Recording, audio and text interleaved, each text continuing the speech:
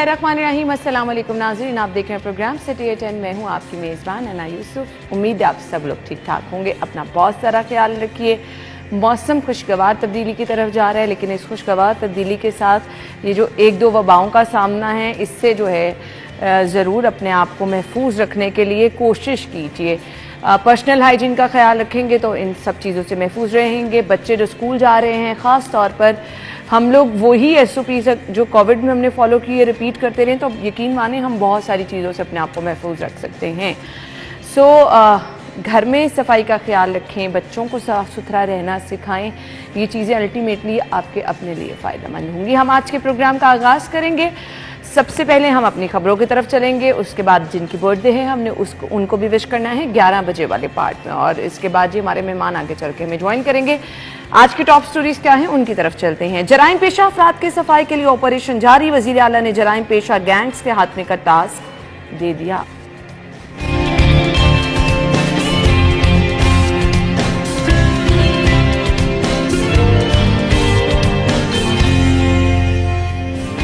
Excise registration का नया system ताहाल गैर फाल। 25 लाख से ज्यादा नंबर प्लेट्स भी ज़ेरे इल्तवा।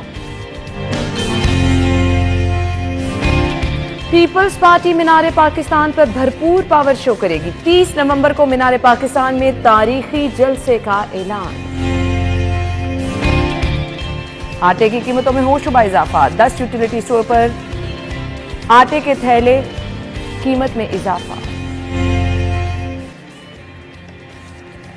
Welcome back. खबरें आप जान चुके हैं, इनकी डिटेल्स के लिए हम जो है हमारे सीनियर रिपोर्टर्स ने हमें ज्वाइन किया, उनकी तरफ चलेंगे। सियासी मैदान में भी हमें खासी हलचल नज़र आ रही है। हर सियासी जमात अब पावर शो का प्लान कर रही है, और उसके बाद जो ग्राउंड रियलिटी है वही महंगाई, वही चीज़ें गायब, वही यूटिलिटी स्टोर पर कुछ नहीं है, शहर में लॉ एंड ऑर्डर की सूरत हाल। ऐसे में ये सियासत जो है उसका जोर पकड़ना और आवाम के मसाइल, ये दोनों चीज़ें बड़े ज़रूरी लाजम व मलजूम है। किसी एक चीज़ के बगैर भी गुजारा नहीं है। खैर, बढ़ते हैं अपने रिपोर्टर्स की तरफ। इमरान यूनुस और दुर्रे नायाब ने आज हमें ज्वाइन किया। अस्सलाम वालेकुम। बहुत बहुत शुक्रिया। मेरे ख्याल से जो फील्ड में काम करने वाले रिपोर्टर्स हैं उनके लिए भी कुछ एक्साइटमेंट वाला, कुछ भाग दौड़ वाला टाइम आने वाला है, क्योंकि अब जिस तरह ये हलचल होगी, यहाँ पे भी हलचल में तेज़ी आती जाएगी। बल्कि यहाँ हलचल नहीं होगी, यहाँ बस दौड़े लगेंगी। इमरान, मैं आपसे आगाज़ कर लेती हूँ। हम पहले आ जाते हैं, कुछ अवामी मसाइल डिस्कस कर लें। जराइम पेशा अफराद, CM साहब इनकी तरफ आए हैं, और मैं कल परसों वो जो गुर्दों की पैवंदकारी वाला गैंग पकड़ा गया, मैं तो उससे बड़ी परेशान थी और मुझे समझ नहीं आ रही थी। अब एक एक करके इस तरफ भी आना शुरू हो गए। CM साहब, कैसे देखते हैं इस खबर को आप? देखिए ना, कानून शिकन अनासर जो होते हैं वाकई वो किसी रियायत के मुस्तहिक जो है वो नहीं होते। पहली बात जो आपने की, गुर्दों की पैवंदकारी में जो गिरोह मुलव्वस था, जो कि 40 लाख से 1 करोड़ रुपया जो है वो गैर कानूनी ऑपरेशन का जो है वो वसूल कर रहे थे। टेक्नीशियन भी माजरत के साथ उसमें तमाम लोग, और मैं बात यही कर रहा था कि ये वही ग्रोह था जिसमें जो हमारे अदाकार थे मरहूम उमर शरीफ, उनकी बेटी जो है उसका भी ट्रांसप्लांट किया, और वो बेचारी जो है वो भी अपनी जान की बाजी उसके बाद हार गई थी। तो ऐसे अनासिर जो है इनके खिलाफ नो डाउट घेरा जो है वो तंग करना चाहिए, और इनको ऐसी करार वाकई सज़ा देनी चाहिए कि आइंदा कोई भी ऐसे जुर्म का मुर्तकिब जो है वो ना हो। जब तक आप सज़ा और जज़ा का तयन नहीं करेंगे और उस पर इम्प्लीमेंटेशन नहीं करवाएंगे, तब तक ये माशरा बिगाड़ की तरफ ही जाएगा। और दूसरी ये बात रही कि कल वज़ीर आला जो है उनका जो इजलास हुआ अमन अमान के हवाले से, और उसमें IG पंजाब जो है उन्होंने तमाम तर ब्रीफिंग जो है वो दी कि पंजाब में लॉ एंड ऑर्डर की सूरत हाल क्या है। स्पेशली जो वाक़या हुआ, जो दहशतगर्दी का हमला जो है वो मियाँ वाली साइड पे जो है वो नाकाम बनाया गया, मुल्तान वाली साइड पे, तो उस एरिए को भी जो है वहाँ पर जो सिक्योरिटी एहलकार थे उनको भी खराज तहसीन जो है वो पेश किया गया है और कल के इजलास में। और ये बड़ी कामयाबी थी कि जो दहशतगर्दी का हमला जो है वो नाकाम बनाया गया है। और बाद में फिर वही ये कहूँगा कि ये तो जो गुर्दों की पैवंदकारी, और इसके साथ साथ मुख्तलिफ पिछले हफ्ते भी हमने वो देखा कि जो इंजेक्शन जो है वो भी जाली इंजेक्शन जो है बना के और गैर रजिस्टर्ड जो है वो किया जाता है। तो ऐसे कई जराइम जो हैं वो अभी भी हमारे माशरे में हो रहे हैं, लेकिन बहुत मुश्किल है इनका खात्मा। नायाब, हम वैसे CM साहब को बाखूबी इस तरीके से तो जानते ही हैं कि जिस काम के पीछे वो पड़ जाते हैं बस फिर आप साथ होते हैं, मुझे ये बताइए जिस तरह अस्पतालों वाले मामलात में संजीदा हैं, इस मामले को लेकर भी क्या वो इतने ही संजीदा हैं और पीछे पड़ जाएंगे? बस इससे भी ज़्यादा संजीदा है। और आपने हलचल की बात की तो सियासी मैदान का तो मुझे अभी अंदाजा नहीं है कि क्या होगा। आएंगे उसकी तरफ कोई भी आएगा, बहुत कुछ होगा। आप ये क्यों कह रहे हैं? लेकिन हलचल जो इस वक्त निगरान सेक्टर में मची हुई है वो बहुत इंपॉर्टेंट भी है और वो बड़ी फ्रूटफुल भी है। आप जिस सेक्टर में भी देखें आपको उसके रिजल्ट्स मिल रहे हैं। ठीक है, मैं ये भी मानता हूँ कि बहुत सारी चीज़ें इनके जाने के बाद हो सकता है आपको नज़र आए कि निगरान हुकूमत बैक एंड पे कितना कुछ कर रही थी, जिसके फ्रूट्स जो है वो शायद परमानेंट गवर्नमेंट में या निगरान सेटअप खत्म होने के बाद आपको नज़र आने शुरू हो जाए। बहुत सारी ऐसी चीज़ें हैं जो अभी रिपोर्ट ही नहीं हो पा रही, बहुत सारी ऐसी चीज़ें हैं जिनके फ्रूट्स अभी आपको मिलने हैं, बहुत सारे ऐसे चेक्स अभी लगाए जा रहे हैं जो कई सालों तक हम पंजाब और लाहौर वाले जो है उसका फल खाएंगे। खासतौर पर जो आपने अमन अमान की बात की है, ये एक लंबा प्रोसेस है। ख़ास तौर पे पुलिस, पंजाब पुलिस जितना डिमोरलाइज हुई सानिया मॉडल टाउन के बाद, जितना बैकफुट पे गई, उसके बाद इनको महरूमिया इनकी खत्म करना, आईजी साहब ने तो अब बड़ा नवाजा है, बड़ी इन पे करमात की जरूरी था ना। हाँ। ना देखें इतनी फैसिलिटेशन देना उनको, उनके अंदर शौदा की फैमिली के लिए उन्होंने क्या कुछ नहीं कर छोड़ा। इसी वजह से आपका ये मियां वाली का जो हमला हुआ उसमें पुलिस जो है वो सीना सफर होकर लड़ी और उन्होंने दहशतगर्दों का फ्रंट पे देखा। अब ये बहुत पिछले सालों से कमी देखी जा रही थी। पुलिस, उनके अहल खाना, उनके शोहदा, उनके जाने के बाद उनके बाकी लोगों को लुक आफ्टर करना, ये इस गवर्नमेंट ने ये इस पे कदम उठाया, ना सिर्फ उठाया बल्कि उसको इम्प्लीमेंट किया। मोराल बुलंद होता है ऐसे आपके। आप देखें एक अटैक होता है, उसको एक जो है पुलिस का अफसर या जो सिपाही है वो अपनी जान का नजराना पेश करके पसपा करता है, फिर वज़ीर आला अगले दिन उसके घर पहुंचते हैं, वहाँ पे उसके वालदैन के साथ, फैमिलीज़ के साथ, सारे उनके साथ बातचीत करते हैं, उनका हौसला बढ़ाते हैं, जो कर सकते हैं वो करते हैं। कहाँ होता था? और यही चीज़ जो है वो उनको ऑनरशिप देती है। आपकी पुलिस फोर्स को इस निगरान सेटअप में पहली दफ़ा ऑनरशिप मिली है।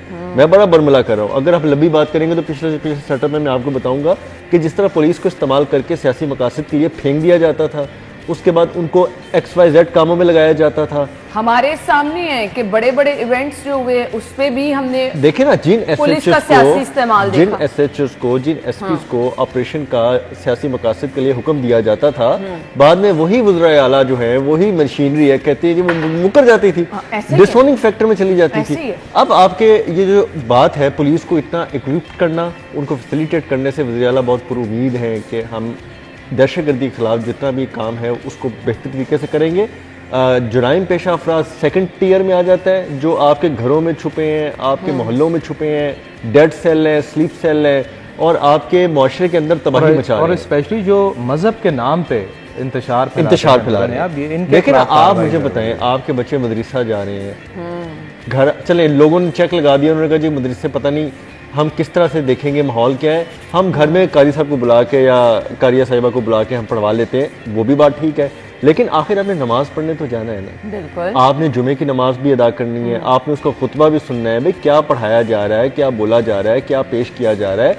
कहीं पे भी ऐसा नहीं होता। आप सऊदी अरब, आप किसी भी इस्लामी रियासत में देखें, एक गवर्नमेंट कंट्रोल एक मतन होता है, एक गवर्नमेंट कंट्रोल लिटरेचर होता है जिसको ना सिर्फ बोला जाता है, पढ़ाया जाता है और खुतबे में बयान किया जाता है। आप एक लफ्ज़ ऐड नहीं कर सकते। इधर आप जिस भी जगह पे चले जाएं तो वहाँ पे आपको मुख्तलिफ जगहों पे कोई अनकंट्रोल्ड लिटरेचर जो है वो मिलते हैं। ये बड़ा एक अलार्मिंग चीज़ है, उस पर कंट्रोल किया जाएगा और ये बिला तफरीक होगा। इसमें कोई मजहब या किसी भी सेक्ट को आपको शामिल करने की जरूरत नहीं है। अच्छा, ये बिला तफरीक होगा। तो हैं कि जराइम पेशा नासिर है, इनके खात्मे के लिए आप काम कर रही हैं। ये जो जहनी सफाकियत इस खबर में मुझे नज़र आ रही है, इस पर तो CM साहब दूसरी तरफ तो मुतहरिक हैं।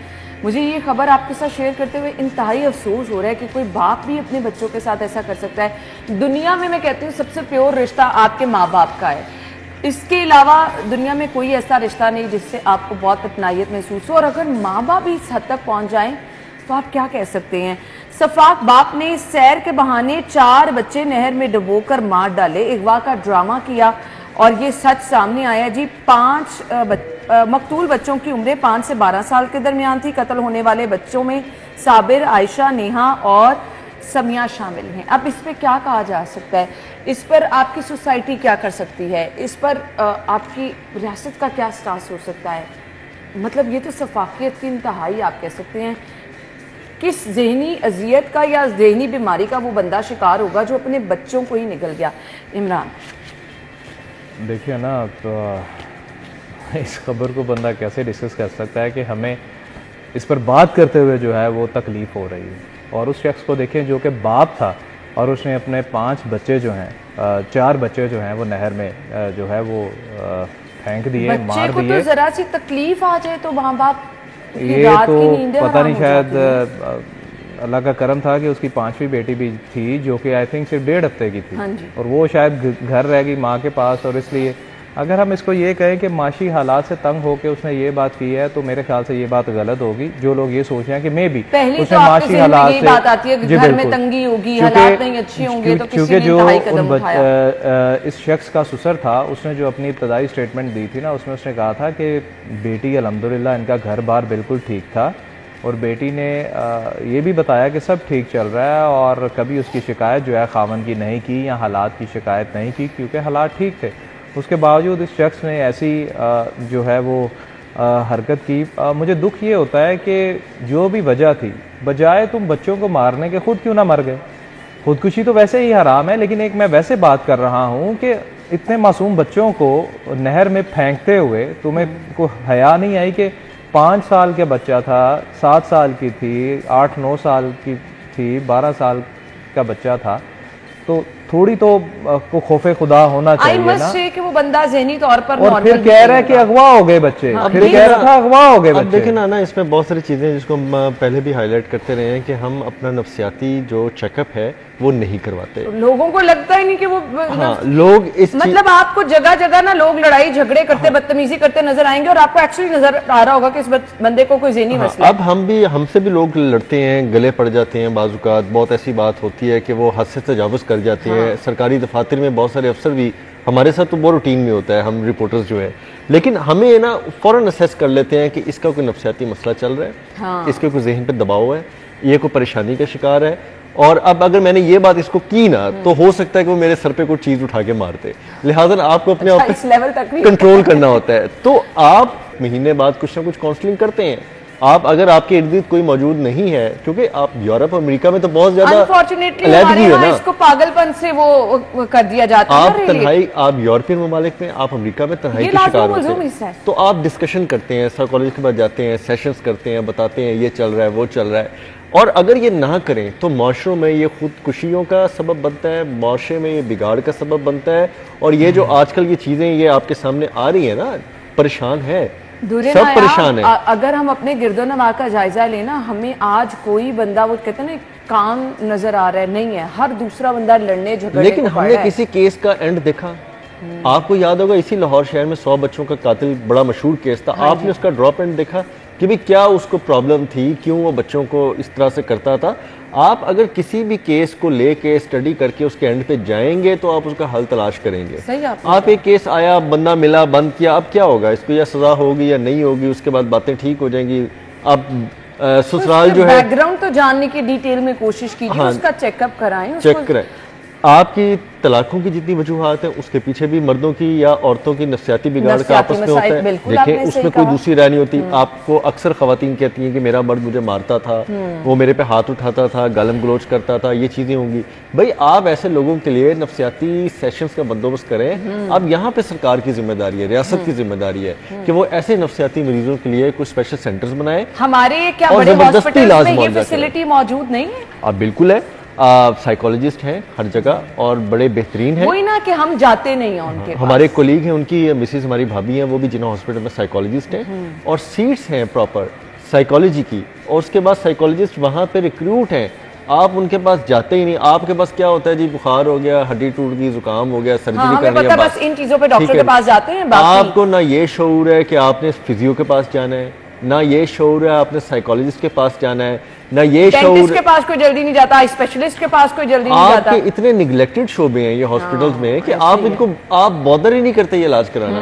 आप कहते हैं कोई बात नहीं, हड्डी का कोई मसला हो गया तो हड्डी जो पास चले जाएंगे, ऐसी है। और अगर कोई और इशू हो गया तो उल्टा सीधा इंटरनेट से देख के आप अपने एक्सरसाइजेस करके अपनी बॉडी का बेड़ा गर्क कर लेंगे। बिल्कुल ऐसे तो हमारी ये निगलेक्टेड चॉइस पे तवज्जो होनी चाहिए। और आपको अगर अपने बच्चों में या घर में आप किसी में देख रहे हैं कि एग्रेसिव वो बहुत ज्यादा है या कुछ इस तरह के हैं जो नॉर्मल जिंदगी से हटकर चीजें हैं, सो ऐसे में बहुत जरूरी है कि आप जाएं बर्ताव में तब्दीली। बर्ताव बिल्कुल आप आपने घर सही में कहा। रोज जाएंगे, आपको 2-3 दिन में हमें बर्ताव में तब्दीली नजर आना शुरू हो जाएगी। तो आपको जरूरी तौर पे है कि आप जाएं, काउंसलिंग वगैरह कराएं। ये कोई बीमारी नहीं है, आप खुद अपनी जिंदगी को बेहतर महसूस करेंगे, रिलैक्स वो बाहर निकालना है ना आपने, फिर आगे चलना है। बिल्कुल। एक ब्रेक के बाद हम आपको ज्वाइन करेंगे, हमारे साथ ही रहिएगा।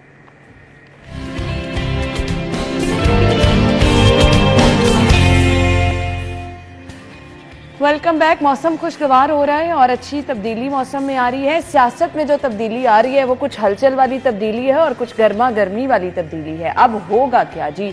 कुछ प्रिडिक्शंस की जा रही हैं। नवाज शरीफ की वतन वापसी के साथ बहुत सारी नई चीज़ें जन्म लेंगी, बहुत सारी ऐसी चीज़ें जो कि हमें बहुत अरसे से बिल्कुल ही डल नज़र आ रही थी, उनमें रूह फूंकी मेरे ख्याल से जाएगी और एक सियासी मैदान में हर तरफ ना सिर्फ हलचल बल्कि भाग दौड़ मचने वाली है। अब पीपल्स पार्टी की जानिब से फैसला ये किया गया है कि भरपूर पावर शो किया जाएगा। 30 नवंबर की तारीख है और वहाँ पे ही जहाँ पर मीनार पाकिस्तान में पाकिस्तान मुस्लिम लीग नून की जानिब से जलसे का एहतमाम होगा, पावर शो होगा। तारीखी जलसे का ऐलान पीपल्स पार्टी ने भी कर दिया है। दुरेनाया, मेरा ख्याल है कि मुस्लिम लीग नून का जो भी हालिया मायूस कुन जलसा था, उसके बाद पीपल्स पार्टी को हौसला मिला और उन्होंने कहा कि ये तो कोई बहुत बड़ा बिग टास्क नहीं है। तो इसलिए उन्होंने कहा कि अगर ये बात है तो इससे तो कहीं बड़ा और लोगों का इकट्ठी करना है, तो वो तो एक चैलेंज कबूल करके मीनार पाकिस्तान में किया जाए। तो उन्होंने ये स्टेप लिया है। अच्छा, क्योंकि आप पहले ना सियासी हरीफों को या सियासी साथियों को भी देख रहे होते हैं कि वो क्या करता है, क्या उनकी स्ट्रेटजी क्या है, किस तरह से वो पावर शो करने की तरफ जा रहे हैं। अब पीपल्स पार्टी जो है वो बहुत अरसे से मुस्लिम लीग नून के साथ पीडीएम में रहते हुए भी इख्तलाफ का शिकार थी और नज़र आ रहा था कि रास्ते अलग अलग हैं, सोचें भी अलग हो रही हैं और अगला जो इलेक्शन होगा उसमें मुकाबला भी इन दोनों में होगा। अब उस चीज़ को मद्देनज़र रखते हुए ये हौसला, टाइमिंग बहुत आपको पता है ना सियासत में इंपॉर्टेंट होती है। तो अब ये टाइमिंग जो एक शादरा वाला एक मायूस कुन सूरत हाल थी, मैं तो खुद बड़ा मायूस हुआ देखकर कि लाहौर जैसी हालत में और लाहौर के हल्का जो शादरा जिसमें मुस्लिम लीग नून का एक गढ़ समझा जाता था, वहाँ पे अगर इस तरह की हालत है तो फिर तो मीनार पाकिस्तान तो बहुत मुश्किल है या इम्पॉसिबल कह लें कि उसको भरना या उसके लिए लोगों को निकालना या लाना। चले वो तो एक तस्वीर देख ली थोड़ा सा पाकिस्तान मुस्लिम लीग नून नहीं, पीपल्स पार्टी की तरफ अब आए। पीपल्स पार्टी को यही में तमहीद बांधने का मकसद था कि पीपल्स पार्टी जो है वो इससे बहुत ज़्यादा बेहतर पोजीशन की उम्मीद रखती है अपनी जमात के लिए, अपने कारकुनों के लिए और अपने लोगों को इकट्ठा करने के हवाले से। क्योंकि आज से पहले लाहौर में मुझे नहीं याद पड़ता कि मीनार पाकिस्तान में पीपल्स पार्टी ने ऐसा कोई इकट्ठ किया हो और इस तरह से बहुत सारी जगहों पे हुआ। भी है उनके लिए बहुत सारी जगहों पे हुआ। तो चैलेंज बंदा तभी लेता है ना जब वो अपनी हैसियत को थोड़ा सा ऊपर देखता है, वो देखता है कि ये तो मैं कर सकता हूँ। ऑब्वियसली उन्होंने कुछ वर्किंग तो की। आप कोई अमल ऐसा करें और उसके बाद मैं इसको चैलेंज लूं कि अगर ये आपने किया तो इससे तो बहुत बेहतर मैं कर सकता था। तो ये चीज एक दूसरे को थोड़ा सा इंस्टिगेट करती है कि अब ये करना है। अब ये होगा क्या? होगा ये कि पीपल्स पार्टी जो है वो ऐलान तो कर चुकी है, अब तंजीम साजी के साथ लोगों को लाने के लिए पूरा अपना इंतजामात करेंगे। जितने वर्कर्स उनके यहाँ पर हैं, जितने ज़्यादा लोग यहाँ पे एक्टिवेट हैं बाहर के दीगर शहरों से, इवन के सिंध से भी, मुझे तो ये लगता है कि सिंध से भी काफिले आएंगे, आपके दूसरे शहरों से भी पीपल्स पार्टी के काफिले आएंगे और लाहौर शहर में रहने वाले जिस तरह से 2-4 हल्के बड़े मुनज़्ज़िम हैं पीपल्स पार्टी के, वहाँ से भी लोग आएंगे। तो एक अच्छा पावर शो होगा। अब ये तो टाइम ही बताएगा, लेकिन पाकिस्तान पीपल्स पार्टी का पंजाब में बड़े अरसे से हम देख रहे हैं उस तरह से एक्टिव नहीं है। वो जो वर्किंग करनी चाहिए वो कर भी नहीं रहे हैं। तो ये ऐलान करना कि पावर शो होगा। अच्छा, मेरा इख्तलाफ है पहले कि इमरान स्टार्ट करे। जरदारी साहब ने जितना टाइम अब लाहौर में देकर गए हैं तो वो ऐसे नहीं देखेंगे। आप अपने पॉइंट को ना दोबारा से रीथिंक करें। बिल्कुल सही कह दिया आपने, वाकई प्रॉपर टाइम। जरदारी साहब खुद आते हैं तब तो कुछ होता और क्राइसिस में जब वो आते हैं, बिल्कुल सही कहा आपने। अच्छे हालात हो तो कोई बात नहीं, आए हैं खाना खाएं, दावतें खाएं, चले गए। वो पीछे मैंगो पार्टियां भी करते रहे, आपको पता है। लेकिन अब वो क्राइसिस में आए, और बिलावल साहब भी आए, मतलब फिर उसका वाकई आपने कहा कुछ ना कुछ तो होगा। अब देखिए ना, लाहौर के बारे में पहले साफ और वाज़ेह होता था कि लाहौर किसका हुआ करता था। यही वजह थी कि मुस्लिम लीग नून जो है वो हमेशा लाहौर को अपना किला कहती थी। और उसके बाद हुआ क्या कि वो किला जो है वो इतने सालों से जो था वो एकदम से तख्त टूटा और नीचे से पाकिस्तान तहरीक इंसाफ का झंडा जो है वो नमूदार हो गया। ठीक है, अब लाहौर की जो सियासी पॉलिटिकली और इसके साथ साथ अगर हम देखा जाए ना कि जो करंट सिचुएशन है वो बड़ी डिफरेंट है, अनप्रिडिक्टेबल है, क्योंकि यहाँ के वोटर्स और यहाँ के नताइज एकदम से किसी को भी हैरान कर सकते हैं जो अभी की सूरत हाल। हाँ, बिल्कुल। देखें, पीडीएम के हवाले से जिस तरह दुर्र नियाब ने बात की, बिल्कुल दुर्र नियाब ने वो ठीक बात की कि पीडीएम में भी जो जितनी सियासी जमातें थी वो फिर भी एक दूसरे के साथ इलेक्शन में चलने को तैयार नहीं थी। क्यों? स्पेशली अगर बात की जाए इसकी मुस्लिम लीग नून की और पीपल्स पार्टी की, ये हमारे मुल्क की बड़ी जमातें हैं, मेन जमातें यही हैं और हमेशा से यही हुकूमत करती हैं आई। तो ये कैसे मुमकिन है कि ये बड़े इलेक्शन में एक साथ मिलकर लड़े? और जिस तरह ये शादरा वाला जलसा था, जैसी वो नाकामी थी, और आपने भी खुद पढ़ा होगा कि सोशल मीडिया में अजीबो गरीब सी मीम्स जो हैं वो आ रही हैं कि नवाज शरीफ साहब जो हैं वो मरियम नवाज साहिबा को ये कह रहे हैं कि इससे ज़्यादा लोग तो यूके में हमारे खिलाफ एहतजाज में इकट्ठे हो जाते हैं जितने सोशल मीडिया बहुत फास्ट है। आपको तो अब बात ये है कि जो अभी सूरत हाल है ना, देखें, मुस्लिम लीग नून के लिए ना अभी भी ये बहुत मुश्किल टास्क है लाहौर को वापस हासिल करना। ठीक है, तहरीक इंसाफ जो है, जो कि हुक्मरान जमात रही है माजी में, उसके अभी भी यहाँ पर वोटर्स मौजूद हैं। ठीक है, अवाम का अभी भी उसके साथ, यूथ का वोट अभी भी उसके साथ है। मुस्लिम लीग नून के लिए ये कड़ा इम्तिहान है। ऊपर से अब पीपल्स पार्टी जो है, जिसने 30 अक्टूबर को बिलावल भुट्टो जरदारी ने जो ऐलान किया है, तो मैं तो इसको समझ रहा हूँ कि बहुत बड़ा जलसा होगा। क्यों? क्योंकि बिलावल ने खुद ऐलान किया। और अब आप ये देखें ना कि नून लीग एक तरफ 8 अक्टूबर को अपना जलसा करने जा रही है और दूसरी तरफ जो है वो पीपल्स पार्टी ने कर दिया है। पीपल्स पार्टी जो है वो अपना दोबारा से खोया हुआ मुकाम जो है ना पंजाब में हासिल करना चाह रही है। पहले तो वो जनूबी पंजाब जो है वो वापस लेंगे, हर सूरत में आप देख लीजिएगा वो करेंगे और उसके लिए वो भरपूर मेहनत कर रहे हैं। अब वो जो सेंट्रल पंजाब है, स्पेशली लाहौर जो है, उसमें भी मुझे नजर ये आ रहा है कि वो कोई ना कोई सीट जो है ना वो ले जाएंगे। ठीक है, जितनी मेहनत पाकिस्तान पीपल्स पार्टी इस वक्त कर रही है, चीजें तो इस पावर शो के बाद जो है वो सामने मंजर यहाँ पर आ ही जाएंगी। अब ऐलान किया गया है नवंबर में ये जलसा होने जा रहा है और उसके बाद नवाज शरीफ की वतन वापसी। ये चीज़ें जो हैं मीनारे पाकिस्तान में कुछ सामने नज़र आने वाली हैं बहुत ही वाज़ेह तौर पर। मेरे ख्याल से ये इन दो बड़े जलसों के बाद कुछ चीज़ें क्लियर भी हो जाएंगी। नवाज शरीफ के इस्तकबाल के लिए तैयारियों, अहदेदारों को टास्क मिल गया है। बादामी बाग में 8 अक्टूबर को जलसा होगा। शहबाज शरीफ, मरियम नवाज खिताब करेंगे। हमजा शहबाज, परवेज रशीद, मरियम औरंगजेब शिरकत करेंगे। दुर्र नायाब, ये भी एक बहुत बड़ा चैलेंज है। शाहदरा, जिसकी तरफ आपने बार बार निशानदेही की, उसके बाद मैं अगली खबर भी साथ ही महंगाई वाली भी रिलेट कर देती हूँ। अवाम के मसाइल ये हैं और यहाँ पे सियासत हो रही है। अब आपको लगता है कि जो चीज़ें सोची जा रही हैं कि इकट्ठ होगा, पावर शो होगा हर सियासी जमात का, क्योंकि अवाम अपने मसलों से अब बाहर नहीं निकल पा रही और पूरा दिन कौन जलसा गाँव के लिए तैयारियां करे, वो टोलियों की सूरत में, वो जो पहले वाली हलचल हम देखते थे अब नहीं नजर आने वाली। देखिए, मैंने शादरा का हवाला इसलिए भी दिया, मैं क्लैरिफिकेशन की तरफ जाऊंगा थोड़ा सा, कि जब लॉन्ग मार्च के लिए मियां नवाज शरीफ साहब निकले थे तो शादरा में इतना बड़ा वेलकम गैदरिंग थी कि वो वहां पे रुके। बिल्कुल ऐसे उन्होंने थोड़ा सा प्राउड डाला जी, इतना मजबूर हो गए कि इतनी दुनिया थी वहां पे, वहां की जो क्यादत थी, हमने तो पल लाइव किया। अब मैं इसलिए हवाला करता हूँ कि अगर वहां पे ये कैफियत थी तो इसमें दो चीजें जो बड़ा काउंट करती है, आपके पॉलिटिकल लीडरशिप की विल, चाहे वो मुकामी है या चाहे वो आपकी जमात में है। बिल्कुल आपने अगर उनकी विल नहीं है ना तो आपके वर्कर्स निकलना भी चाहें, आपके वर्कर्स मुनज़्ज़िम होना भी चाहें तो नहीं हो पाते। बिल्कुल सही कहा। अब इनकी अंदर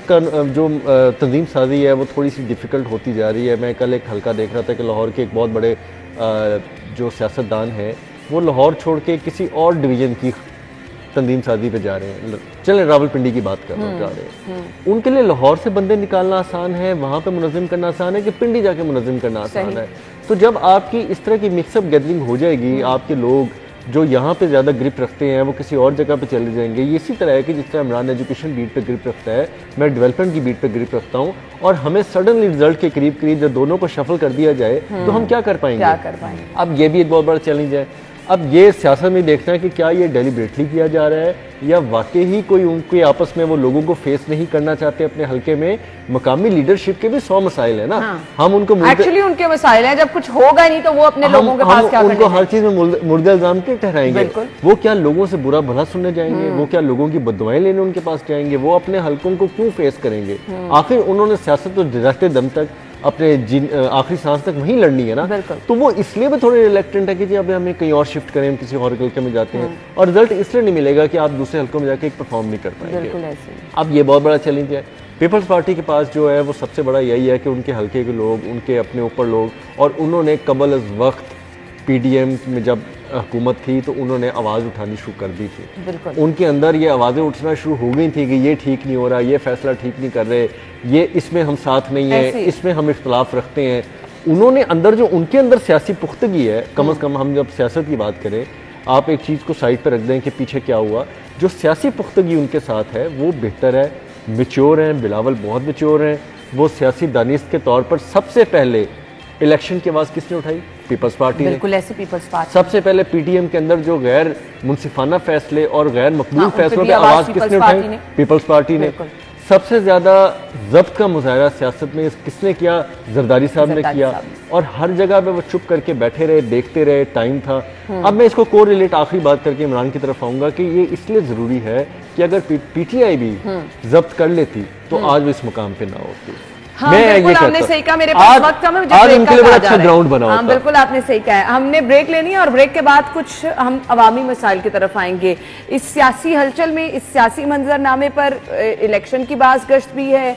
हर जमात जो है वो अपनी सियासी तौर पर मुस्तहकम होने की तैयारी में भी लगी हुई है, और ये भी दावा कर रही है कि वो ही अवाम के दिलों में राज कर रही है। लेकिन अवाम के दिलों में क्या है, उस पर बात करेंगे ब्रेक के बाद। हमारे साथ ही रहिएगा।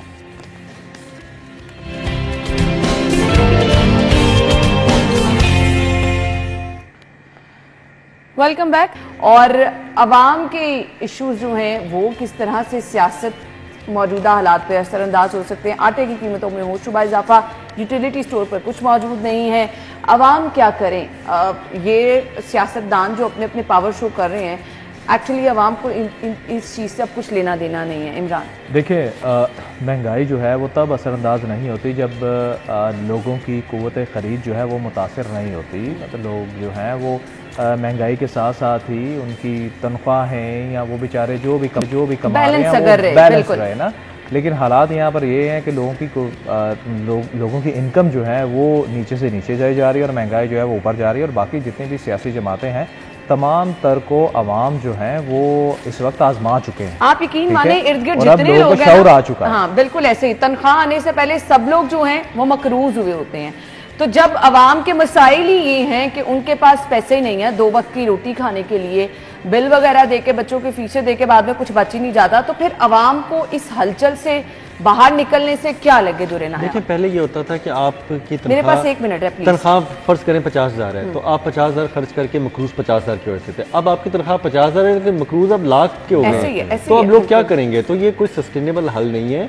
आप परमानेंट इलेक्शन की तरफ जाकर उसके बाद भी देख लें, ये कोई सस्टेनेबल हल नहीं है। ये पावर शो कैसे पावर शो बनेंगे जब अवाम के मसाइल? यही बात है ना कि पावर, इस मौके पे तो पावर शो करना बनता ही नहीं है। ये तो बहुत ही, मैं समझता हूँ सियासी तौर पे ये कोई लेवल फील्ड वाली बात नहीं है कि जी हालात बहुत साजगार हैं और आप लोगों को बहुत ज्यादा अच्छा और सुहाने ख्वाब दिखा दें। मजीद लोगों को तो माजरत के साथ मुस्लिम लीग नून भी इसीलिए इलेक्शन से भाग रही थी, से पता था किस मुंह से अवाम के सामने जाएंगे। थैंक यू सो मच नाज़रीन, हम हेडलाइंस के बाद आते हैं।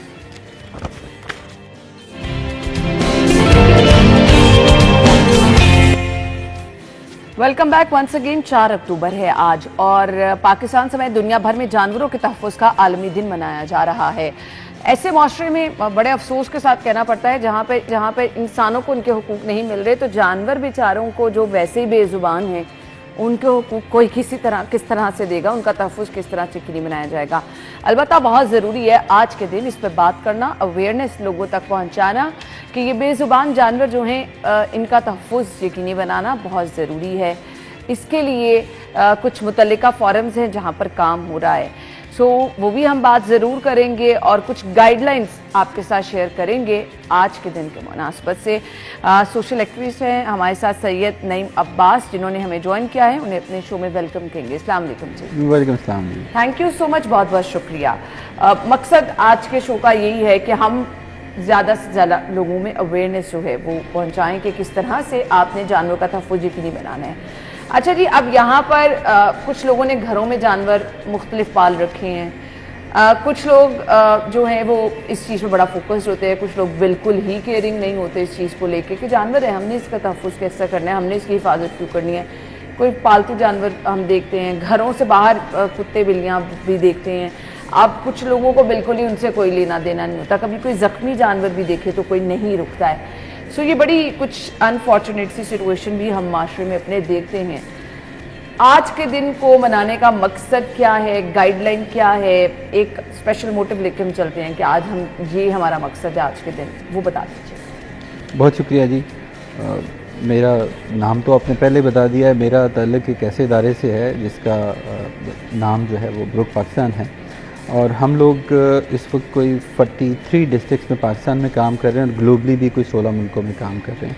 और जो आपका सवाल है कि हमारे जो माशरती रवैये हैं, इनके अंदर कुछ ऐसी चीज़ें वक्त के साथ रूनुमा हुई हैं कि आप कोई भी जानवर जो है वो पेन में देखते हैं, वो ओवरलोडेड है, वो ओवर क्राउडेड है, उसके साथ कोई भी इशू है, तो हम बाज़ माशरे के अंदर लोग उसको फ़न बनाते हैं। आप उसको आपने देखा होगा कि कई दफ़ा प्रोटेस्ट है, प्रोटेस्ट के अंदर लोग डंकीज लेके आ जाते हैं और वो उनको मार रहे होते हैं और उनको सिंबल बनाया हुआ है एक बुरी चीज़ का।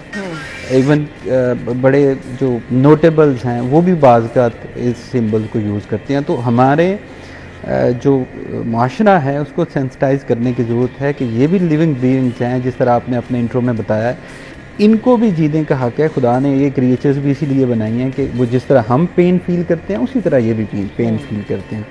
तो ये आज का दिन जो है, इसको मनाने का मकसद भी ये है कि एक दफ़ा दोबारा से सबको ये आवाज़ उठाई जाए और बताया जाए कि ये जो जानवर हैं ये भी अल्लाह की मखलूक है और इनको भी इस दुनिया में रहने का वैसा ही हक़ है जैसे हमें है। लेकिन ये एक मुश्किल टास्क है। मैं फिर अगेन कहना चाहूँगी, यहाँ तो इंसानों के हकूक़ वहाँ उन तक पहुँचाना बहुत मुश्किल हो गया हुआ है। सो इसके लिए क्या यूनिवर्सल गाइडलाइन है, करना क्या है हम लोगों को?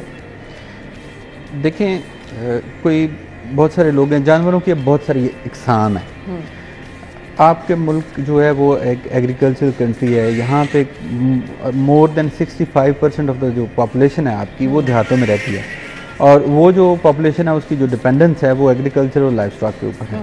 इसका मतलब है कि वो जानवर उन्होंने खुद रखे हुए हैं। अगर वो जानवर उन्होंने खुद रखे हुए हैं तो उनकी कुछ बेसिक नीड्स हैं, अगर उसका वो ख्याल रखेंगे तो वो बहुत बड़ी जिम्मेदारी उन पर नहीं बनेगी, क्योंकि वो खुद ओन कर चुके हैं। दूसरे नंबर पे पेट्स की बात कर लेते हैं। तो जो पेट्स भी लोगों ने खुद रखे हुए हैं उनको बेसिक्स का पता होना चाहिए कि भाई इनको इनकी भूख और प्यास का हमने कैसे ख्याल रखना है। क्या जब हमारा अनफॉर्चुनेटली हमारे यहाँ कोई प्रॉपर ऐसे ट्रेनिंग इंस्टीट्यूट भी नहीं है कि काउंसलिंग भी करें। आपका अगर जानवर आपके घर में है, वो तकलीफ में है तो आपको पता चले, अगर वो खुशी महसूस कर रहा है तो आपको पता चले, अगर उसको कुछ ज़रूरत महसूस हो रही है, खाना पीना है, सो वो चीज़ें काउंसलिंग भी करने की ज़रूरत होती है लोगों को। बड़ी खूबसूरत बात की आपने। एनिमल बिहेवियर को जो समझना है वो बड़ा ज़रूरी है। अगर आपने अपने एनिमल्स खुद रखे हुए हैं या आपने खुद नहीं रखे हुए तो आपको पता ज़रूर होना चाहिए कि इस वक्त ये पेन में है।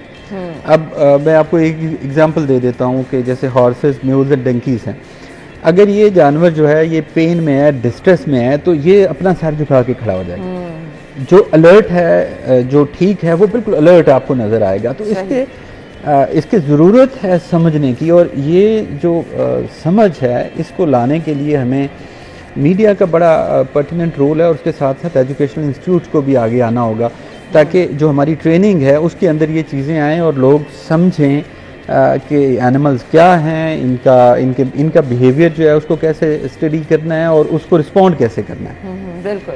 अच्छा जी, अब मुझे ये बता दीजिएगा कि हम एक पॉलिसी ज़रूर वक्त की ज़रूरत ऐसी बनाएं जो हमें गलियों में आवारा कुत्ते, बिल्लियाँ नज़र आ रही होती हैं इनके लिए कुछ स्पेशल किया जाए, क्योंकि बहुत सारे लोगों को ये लोग नुकसान भी पहुंचाते हैं, ये इस तरह से जो हमारे आवारा गलियों में जानवर होते हैं। सो इसके लिए क्यों कोई प्रॉपर गाइडलाइन नहीं जिस पर हम अमल कर सकते हैं? अच्छा, इस पे हमारी कई जो दोस्त जानने वाले हैं वो इस पे काफ़ी एक्टिवली काम कर रहे हैं। पंजाब गवर्नमेंट ने इस पे ग्रुप काफ़ी एक्टिवली काम किया है। इन्होंने पंजाब के अंदर एक पॉलिसी भी बनाई है जिसके अंदर ये जो स्ट्रीट एनिमल्स हैं, डॉग्स कैट्स हैं, इनको न्यूटर एंड स्पे करने के लिए जो है वो प्रपोज़ किया गया है। और उसकी जो अब इम्प्लीमेंटेशन है उसके ऊपर कुछ चीज़ें चल रही हैं जो अभी तक वो प्रॉपरली शायद उसको ज़्यादा सीरियस लेने की ज़रूरत है। तो वो एक प्रपोज़ल है, एक स्ट्रेटजी है इनके पास, पंजाब गवर्नमेंट के पास बनी हुई पड़ी कि अगर आप इनकी पॉपुलेशन को कंट्रोल कर लें तो उससे ये होगा कि आपको इनको मारने की ज़रूरत नहीं पड़ेगी। अब गलियों के अंदर अगर डॉग्स हैं, कैट्स हैं, तो वो खुद ही जो उनका रीबर्थ का प्रोसेस है वो हो रहा है और वो रिप्रोड्यूस करे जा रहे हैं। तो आप फिर क्या करते हैं, आपको एक ही सोल्यूशन नज़र आता है कि आप गन लेके या पॉइजन लेके निकलते हैं और उनको मारते हैं। आप उनकी वो नसबंदी करते हैं ताकि वो रिप्रोड्यूस ना करें या कम करें और वक्त के साथ साथ वो मुनासिब तादाद में आ जाएँ। तो ये तो स्ट्रीट एनिमल्स के लिए है। लेकिन अगर आप पॉलिसी एंड लॉज की बात करें तो हमारे मुल्क के अंदर 1890 में एक एक्ट बना था, उसको कहते हैं कि जानवरों के तहफ़्फ़ुज़ का, जानवरों को मज़ालिम से बचाने के तहफ़्फ़ुज़ का कानून 1890 का। अब वो कानून बताता था कि आप अगर जानवर को उसकी बर्दाश्त से ज़्यादा बोझ डालेंगे तो ये क्राइम है। आप अगर जानवर को मारेंगे, तशद्दुद करेंगे तो ये क्राइम और उसकी ये सज़ा है। पर नईम साहब, मुझे सिर्फ कानून बनाना है तो बाकी नहीं है, उसको कानून को किसी ने हरकत में भी तो लेकर आने। असल काम तो इम्प्लीमेंटेशन है। एग्जैक्टली। तो मैं कहने ये जा रहा था कि अब वो 1890 में कानून बना है, अगर आप जानवर किसी को गोली मार देते हैं आपको 50 रुपये जुर्माना है। तो आप दिन में कितने मर्जी मार सकते हैं। तो आपको वो जो लॉज हैं वो आज के दौर के मुताबिक अमेंड करने की ज़रूरत है और उस पर के लिए सीरियसनेस की ज़रूरत है। अब मुझे पता हो कि अगर रियासत मौजूद है और अगर मैंने ये किसी जानवर को गोली मार दी या मैंने इसके ऊपर इतना बोझ डाल दिया कि जो वो उठा ही नहीं सकता, तो वो जो सिग्नल पे वार्डन खड़ा है या कोई और बंदा खड़ा है उसने मुझे देख लिया तो मुझे ये फाइन हो जाएगा। तो दो चीज़ें आपको साथ साथ लेके चलना पड़ेगी। एक, शऊर लेके आना माशरती रवैयों में ताकि लोग जो हैं वो बेहतर तरीके से अपना एक्शंस करें, और दूसरा ये है कि अगर कोई वायलेशन करता है तो फिर कोई कानून हो जो अच्छा, कुछ चीज़ें मुझे लगता है कि आपको निसाब का हिस्सा भी बनानी है। 100% ये इतना ज़रूरी हो गया है, ये इतना ज़रूरी हो गया है क्योंकि जैसे आप देखें, आप सोशल मीडिया उठा के देखें, लोग प्रैंक्स कर रहे हैं जानवरों को मार के। लोगों ने फ़न बनाया हुआ है एनिमल्स को तकलीफ़ देना और उनको मारना, और उनको मार के वो टिकटॉक्स बनाते हैं। अब इतनी सेंसिटिविटी है ही नहीं कि हम जो कर रहे हैं, जिसके साथ कर रहे हैं, ये भी लिविंग बीइंग है, ये उतना ही पेन फील कर रहा है, लेकिन ये मैं बोल के बता नहीं सकता। तो आपको अपने जो करिकुला है, आपके जो करिकुलम्स हैं आपके एकेडेमिया के, उसके अंदर चीज़ों में लेके आएँ ताकि बच्चों को आप शुरू से शऊर दें, आगाही दें कि बच्चे ये जो चीज़ें हैं, ये जो मखलूक खुदा है, ये खुदा ने किस पर्पज़ के लिए पैदा किया। और इसमें मैं एक अप्रिशिएट भी करना चाहूँगा जो फेडरल गवर्नमेंट है, उसने जो नेशनल करिकुलम काउंसिल है, उसने लास्ट ईयर एक स्टोरी बुक फेडरल का जो करिकुला है बच्चों के स्कूल का, उसमें डाली है, जिसके जो है एनिमल्स के साथ प्यार और शफकत जो है करने के बारे में उसके बताया गया है। अब सीन ये है कि उसकी इनाग्रेशन भी हुई है, जो फेडरल लेवल तक है, उसको लेके प्रोविंसेस में जाना 18वीं तरमीम के बाद वो एप्लीकेबल नहीं होता जब तक प्रोविंस खुद उसको ना लेके जाएं। तो वो आपकी बात को मैं स्ट्रेंथन कर रहा हूँ कि ये बड़ा ज़रूरी हो गया है कि हम ये चीज़ें अपने स्कूलों में पढ़ाएं। ये बहुत ज़रूरी है और वक्त की अहम ज़रूरत है। मैसेज क्या देना चाहेंगे देखने वालों को? मेरा मैसेज ये है कि देखें, अगर हम कुछ चीज़ें जो है ना वो इंश्योर कर लें कि अगर कोई एनिमल है तो ये चीज़ें इनमें रखते हुए कि जिस तरह इंसान या बाकी चीज़ें फील करती हैं, महसूस करती हैं, सर्दी, गर्मी, दुख, तकलीफ़, इवन ग्रुप्स में रहना इंसान की ज़रूरत है, वो ग्रुप्स में रहता है, लोगों के साथ रहता है, इन एनिमल्स की ज़रूरत है, ये समझें, ये भी वैसे ही हैं। दूसरा ये है कि 4-5 चीज़ें बड़ी ज़रूरी होती हैं। आप जानवर की भूख और प्यास का ख्याल करें, आप उसको पेन और इंजरी से बचाएं, आप उसको उस तरह की जगह पे रहने का मौका दें कि जहाँ पे वो एक्सप्रेस कर सके अपनी नॉर्मल फीलिंग्स को। अगर आपने उसको कॉलर डाल के बांध दिया है जहाँ पे अगर वो गर्मी है तो वो छाँव में नहीं जा सकता, और अगर छाँव में है तो थोड़े धूप में आना चाहता है नहीं आ सकता, ये ना करें। आप अगर वो इंजर्ड है तो उसके लिए एक्सेस बनाएं कि वो जो मेडिसिन है उस तक वो पहुंच सके। तो ये कुछ बेसिक असूल हैं, इनको ख्याल में रखने की ज़रूरत है। और इसके लिए प्रॉपर अगर ट्रेनिंग देने का काम शुरू कर दिया जाए तो मेरे ख्याल से बहुत सारी जो है वो चीज़ें हम देखेंगे राइट ट्रैक पर आ जाएंगी। 100% बिल्कुल। थैंक यू सो मच, बहुत बहुत शुक्रिया आपके वक्त के लिए। ब्रेक के बाद ज्वाइन करेंगे।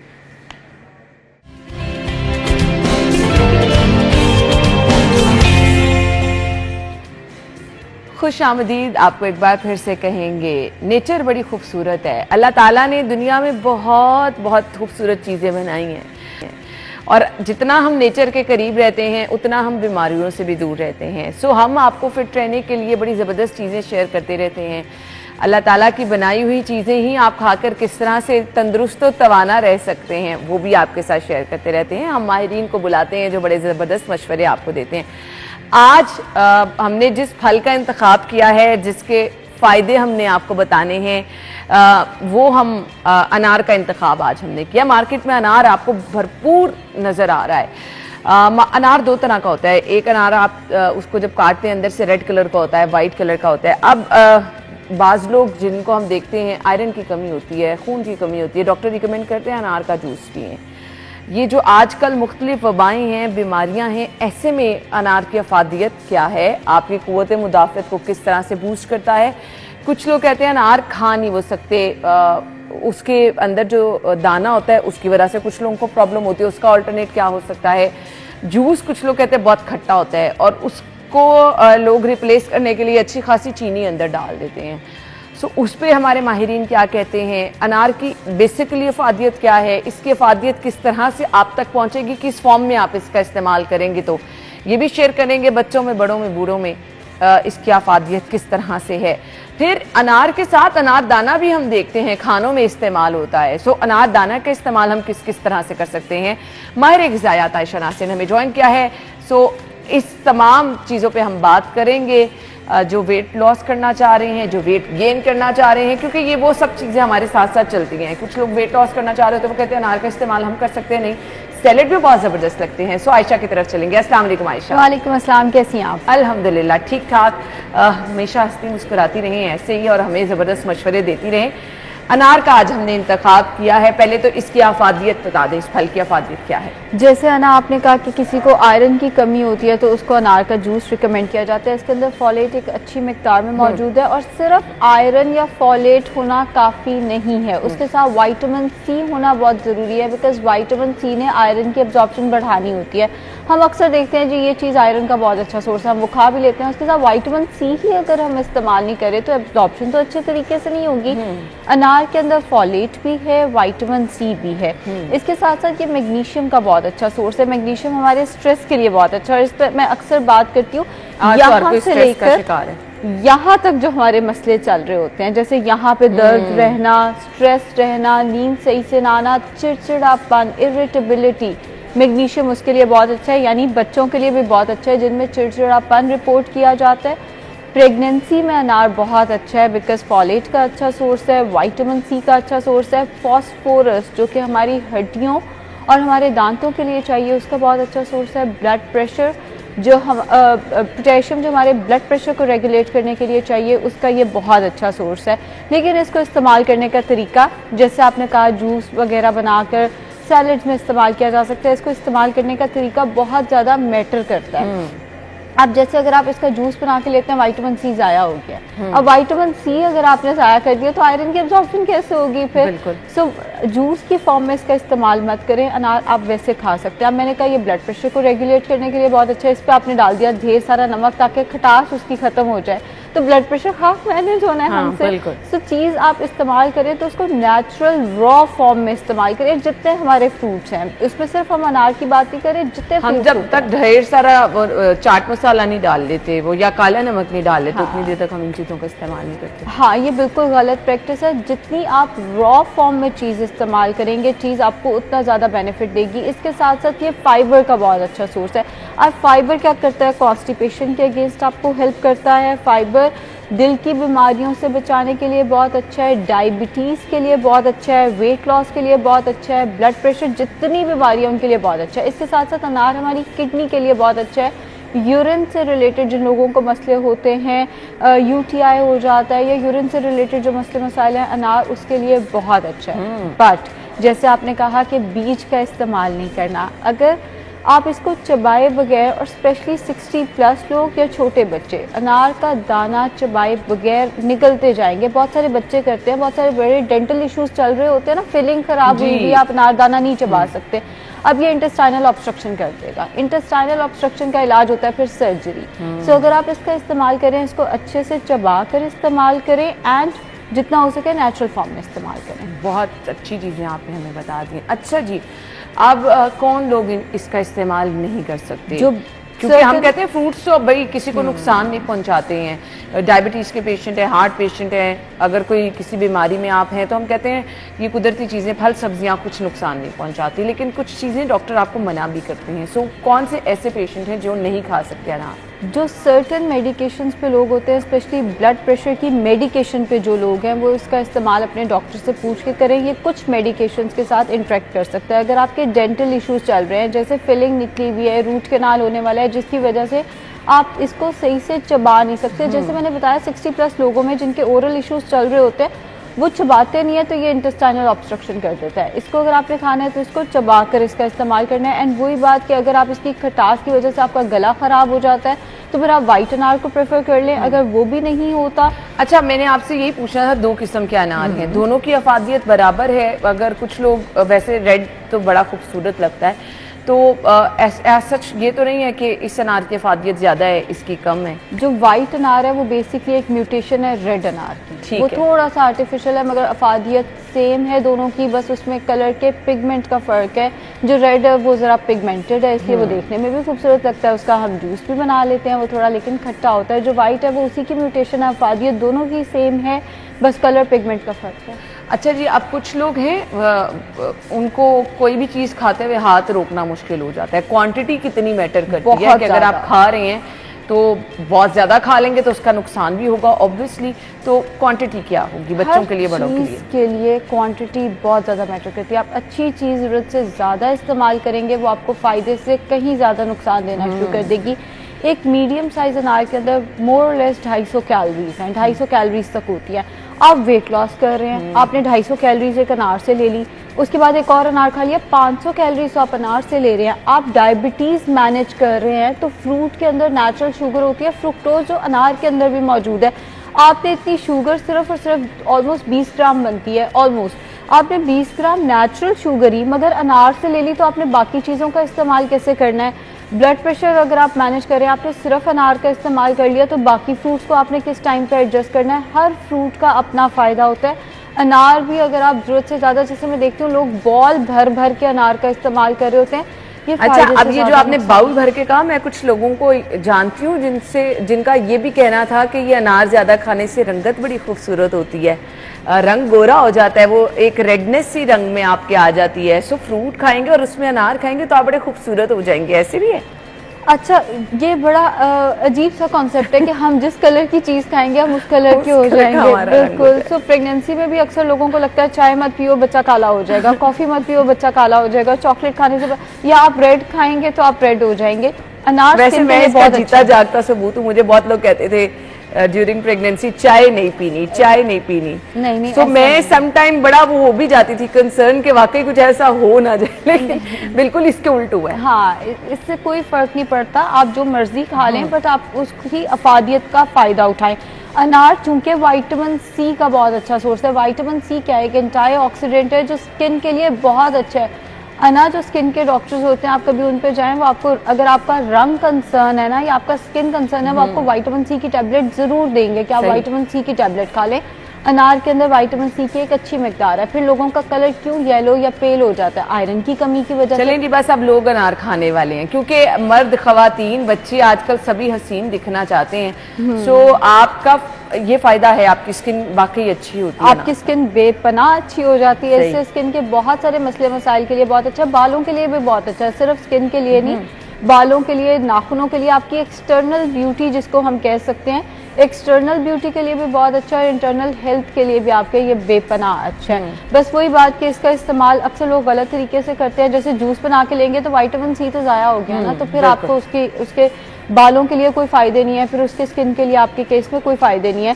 जो एंटीऑक्सीडेंट्स हैं जैसे विटामिन सी, ये सिर्फ और सिर्फ आपको स्किन के लिए अच्छे नहीं होते, आपको कैंसर से बचाने के लिए, डायबिटीज से बचाने के लिए, ब्लड प्रेशर से बचाने के लिए बहुत ज्यादा फायदेमंद है। तो इस्तेमाल इनका रेगुलर बेसिस पे होना चलें जी, ये कुदरती फल अल्लाह ताला का तोहफा है, इसके फायदे क्या हैं वो तो आयशा ने बता दिए, जरूर इसका इस्तेमाल आप कीजिए।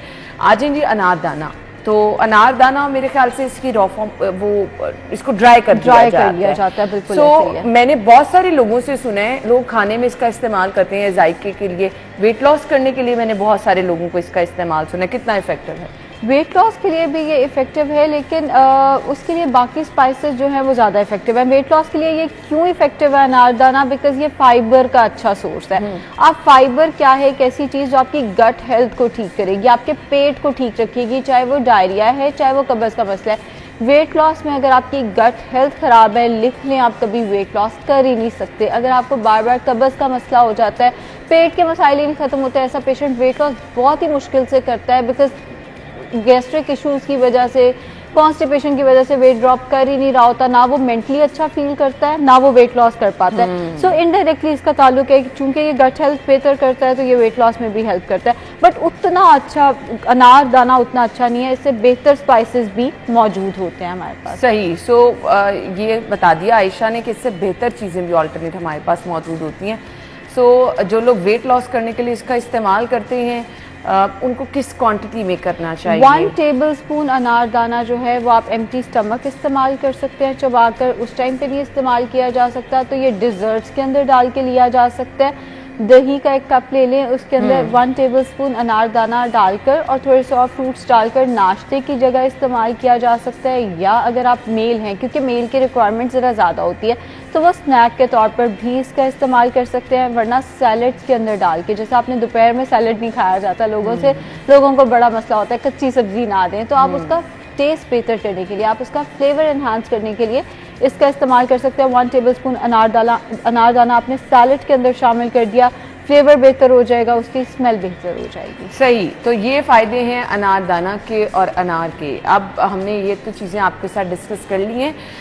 सवाल ये है कि आपने दिन में कब, कैसे और कितना इसका इस्तेमाल करना है, ये भी बता दीजिएगा कि अगर हम इन चीज़ों का इस्तेमाल करें, पूरा वीक मुसलसल कर सकते हैं, ऑल्टरनेट डेज पर कर सकते हैं, किस तरह से कर सकते हैं? अच्छा अना, हम अक्सर फ्रूट्स की बात करते रहते हैं अपने शो पे, आपके साथ मेरी अक्सर ये डिस्कशन होती रहती है। अब ऑडियंस भी कहेगी ये तो हर फ्रूट का कहते हैं बहुत ज़्यादा फ़ायदा है, हर फ्रूट का फ़ायदा है और अपना अपना तो ये ना हो कि अनार किलो ले आए हैं, अब आप अनार ही थोड़ी थोड़ी देर बाद खाए जा रहे हैं, एप्पल की बारी। वैसे मैं सलाम पेश करती हूँ उन लोगों को, अनार छीलना बहुत मुश्किल है और मेरे जैसे लोग तो फ्रिज में पड़े ही रहते हैं, जल्दी कोई खा नहीं सकते। बिल्कुल ऐसा ही है। मेरी एक फैमिली मेंबर है, वो जब तक उनका कुछ छील के ना दे वो अनार नहीं खाती कि मेरे कपड़े ही मैं खराब कर लेती होती हूँ। ये तो है, लेकिन वही बात, क्या अगर आप सिर्फ अनार खाते रहेंगे आप बाकी फ्रूट से महरूम हो जाएंगे। हर फ्रूट की अपनी अफादियत है, तो फ्रूट हमेशा बदल के लें। अगर आपने सुबह में एक फल लिया तो शाम में दूसरा फल लें। अनार की सबसे अच्छी क्वांटिटी ये है कि 1/2 कप कटा हुआ अनार स्नैक के तौर पे इस्तेमाल किया जाए। स्नैक से मुराद है नाश्ते और दोपहर के खाने के दरमियान, या दोपहर के खाने और रात के खाने के दरमियान, और इसको टेबल स्पून से। अच्छा, ये क्या हमारा हाजमा बेहतर करता है? बहुत सारे लोग कहते हैं अनार खाने से भूख भी लगती है। जैसे मैंने बताया, ये गट हेल्थ के लिए बहुत अच्छा है, डायरिया के लिए बहुत अच्छा है, कॉन्स्टिपेशन के लिए बहुत अच्छा है, लेकिन इससे भूख लगती नहीं है। सच कुछ लोगों को, जैसे उन लोगों को एप्पल से भी भूख लगती है, चूंकि फ्रूट कहीं ना कहीं एपिटाइजर की कैटेगरी में भी कैटेगराइज किए जाते हैं अक्सर, तो उनको ये, उनकी ये हंगर स्टिमुलेट कर सकते हैं, उनका मेटाबॉलिज्म बेहतर करके उनकी हंगर स्टिमुलेट कर सकते हैं। वैसे ऐसा होना नहीं चाहिए, बट कुछ केसेस में हो भी सकता है। सो स्नैक के तौर पे आप इसका इस्तेमाल कर लें। अगर स्नैक के तौर पे इस्तेमाल नहीं किया जाता किसी भी वजह से, जैसे अब मैं और आप हैं, अब 10-11 बजे हम इधर अनार तो खाने से रहे, फिर उस केस में आप एम्प्टी स्टमक इसका इस्तेमाल कर सकते हैं। उठते साथ ही स्पेशली प्रेगनेंसी में विद इन अनार आप हाफ अनार जो है वो काट के खा लें, बिकॉज प्रेगनेंसी में अक्सर लोगों को नोजिया हो रहा होता है, उनसे कुछ नहीं खाया जा रहा होता। ये आपके टेस्ट बड्स को भी स्टिमुलेट करेगा, या आपको एक अच्छी एनर्जी भी दे देगा एंड थोड़ा सा डाइजेशन में भी हेल्प करेगा। कब्ज़ का मसला जिन खवातीन को प्रेगनेंसी में हो रहा होता है उनको भी हेल्प करेगा। इस टाइम पे भी नहीं खा सकते, ना एम्प्टी स्टमक खा सकते हैं, ना स्नैक के तौर पे, तो इसको डिज़र्ट के तौर पे खा लें।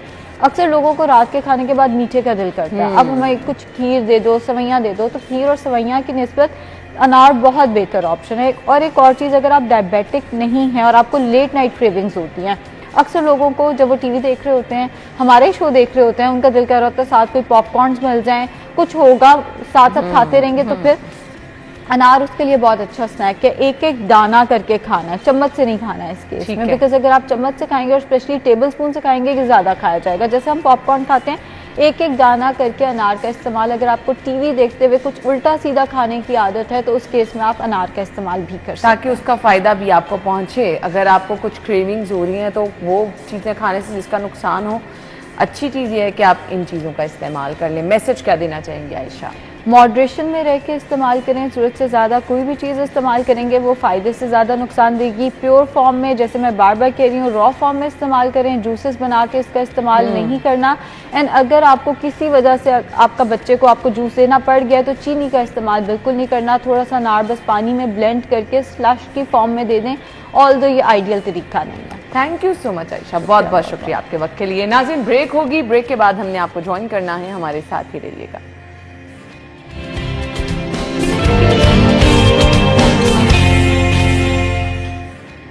Welcome back once again. Programme के इस हिस्से में सेगमेंट्स की तरफ बढ़ेंगे और सबसे पहले मौसम की सूरत हाल।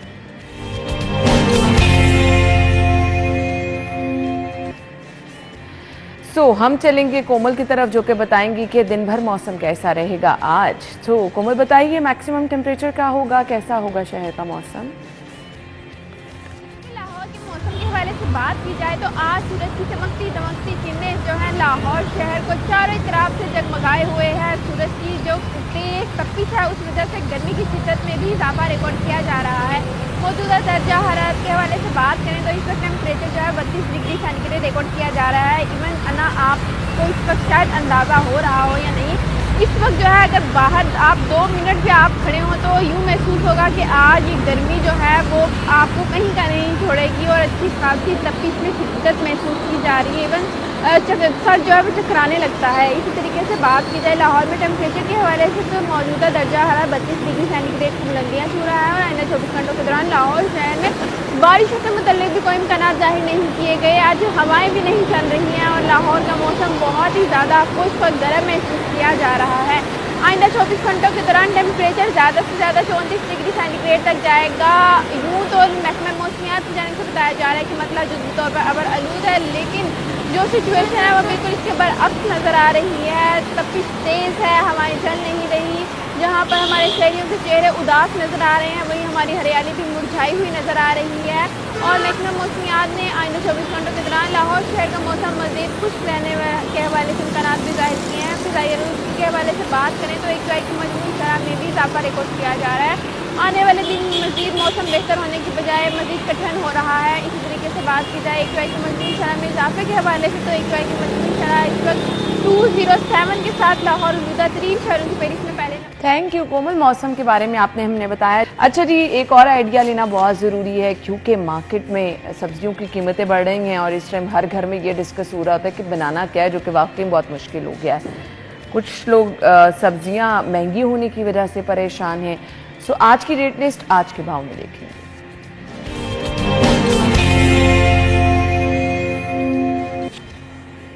ओपन मार्केट आपके घर के करीब जितने बाजार होते हैं वहाँ से हम रेट लिस्ट लेते हैं और ज़रूरी नहीं है कि जो रेट हमारी स्क्रीन पर इस टाइम बताया जाए आपके घर के बाहर मार्केट जो मौजूद है वहाँ पे वही हो। माइनर सा फ़र्क होता है, आपको आइडिया ज़रूर हो जाता है। फरीहा के पास चलेंगे। Over to you Fariha. बिल्कुल ना, इस वक्त मैं सब्जी मंडी में मौजूद हूँ जहाँ पे सब्जियों की कीमतों में इजाफे और जायद नरखों पे फ़रोख्त का सिलसिला जो है वो जारी है। प्राइस कंट्रोल कमेटियाँ जो हैं उनकी जानिब से कोई प्रॉपर चेक एंड बैलेंस नहीं रखा जा रहा, जिसके बायस दुकानदार जो है वो मनमानी कीमतों पर सब्जियाँ फ़रोख्त कर रहे हैं। मेरे पास यहाँ पे कुछ सब्जियों की कीमतें मौजूद है। तो सबसे पहले हम बात करेंगे सब्ज मसाला जात के हवाले से, जिसके बगैर कोई भी खाना बनना मुमकिन नहीं है। प्याज की सरकारी कीमत 85 रुपये है, लेकिन ओपन मार्केट में 100 रुपये फ़ी किलो के हिसाब से फ़रोख्त किया जा रहा है। टमाटर की सरकारी कीमत 80 रुपये, ओपन मार्केट में 120 रुपये फ़ी किलो में फ़रोख्त। लहसुन की सरकारी कीमत 470, जबकि ओपन मार्केट में 550 रुपये तक फ़रोख्त किया जा रहा है। इसी तरह अदरक की जो सरकारी कीमत है वो 1160 रुपये मुकर्रर की गई है, लेकिन ओपन मार्केट में 1250 से 1300 रुपये में फ़रोख्त किया जा रहा है। अगर हम बात करें कुछ मौसमी सब्जियों के हवाले से, तो उसमें सरकारी रेट और ओपन मार्केट में तकरीबन 40 से 50 का डिफरेंस देखने को नजर आ रहा है। मेथी की सरकारी कीमत 210 रुपये, ओपन मार्केट में 270 में फ़रोख्त की जा रही है। बैंगन की सरकारी कीमत 80 रुपये, ओपन मार्केट में 120 में फ़रोख्त हो रहे हैं। गोभी की सरकारी कीमत जो है वो 155 रुपये है, लेकिन ओपन मार्केट में 200 रुपये तक फ़रोख्त की जा रही है। इसी तरह शिमला मिर्च की सरकारी कीमत 210 रुपये है, लेकिन ओपन मार्केट में 270 तक फ़रोख्त की जा रही है। अरबी की सरकारी कीमत 140 रुपये, ओपन मार्केट में 200 में फ़रोख्त हो रही है। पालक की सरकारी कीमत 48 रुपये, जबकि ओपन मार्केट में 60 रुपये फ़ी किलो के हिसाब से फ़रोख्त की जा रही है। ऐसे में आम आदमी सफ़ेद पोश तबका खासा परेशान है। उनका कहना है कि चिकन, मटन, बीफ तो पहले ही आम आदमी की पहुंच से खासा दूर था, अब सब्जियों की बढ़ती कीमतों ने भी आम आदमी को 2 वक्त की रोटी से महरूम कर दिया। प्राइस कंट्रोल कमेटियों को चाहिए कि ओपन मार्केट में प्रॉपर चेक एंड बैलेंस रखें, ताकि शहरियों को जो है वो सस्ते दामों जो है वो सब्जियाँ मिल सके। जी Fariha, thank you so much. Fariha के पीछे जो आप बड़ी खूबसूरत सब्जियां लगी हुई देख रहे थे, इनके रेट भी बड़े खूबसूरत हैं। और वो जो फरीहा बात करी थी कि आम सारिफ ये कह रहे हैं कि रेट कम करें, वो आप कम रेट वाली सब्जी लेने जाते हैं तो वो डीसी रेट पे मिलती है आपको। वो जो रेट लिस्ट निकलती है उस पर जो सब्जी है वो इंतहाई थर्ड क्लास कह लें आप, वो सब्जी है जो कि गली सड़ी होती है या 2-3 दिन पुरानी सब्जी होती है, वो वहाँ शिफ्ट कर दी जाती है। तो ये जो सब्जी स्क्रीन पर नज़र आ रही थी, इसके लिए उतने ही अच्छे पैसे भी चाहिए होते हैं। अब आवाम यही कह रही है कि जो रेट मंडी से निकलता है, जो रेट लिस्ट आती है, उस पर वो सब्जियां अगर ख़रीदें तो वो सब स्टैंडर्ड होती हैं, उनकी क्वालिटी अच्छी नहीं होती है। तो जिन लोगों ने सब्ज़ी खानी है उनके लिए भी सब्ज़ी खाना बहुत मुश्किल हो चुका हुआ है। इस पर इंतज़ामिया को ज़रूर एक्टिव होना है और आवाम की पहुँच तक कम से कम सब्ज़ी आसानी से पहुँच जाए, इस चीज़ को यकीनी बनाना है।